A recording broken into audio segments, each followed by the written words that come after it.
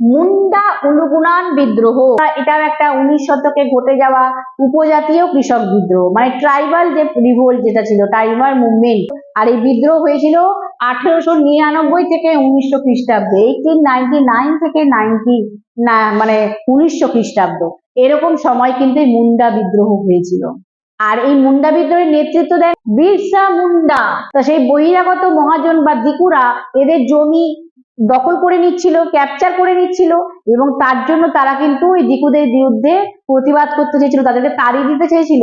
তার সঙ্গে সঙ্গে তারা তখন সেখানকার স্থানীয় জমিদার মহাজন এবং ব্রিটিশ শাসনের বিরুদ্ধেও কিন্তু তারা যথেষ্ট ক্ষুব্ধ হয়ে উঠেছিল, ব্রিটিশ সরকারের বিরুদ্ধেও কিন্তু তারা অসন্তুষ্ট হয়ে উঠেছিল, অফেন্ডেড হয়ে উঠেছিল, এবং তাই তারা চেয়েছিল যে ব্রিটিশ শাসনের অবসান ঘটিয়ে তারা বিরসা মুন্ডার শাসন প্রতিষ্ঠা করতে চেয়েছিল।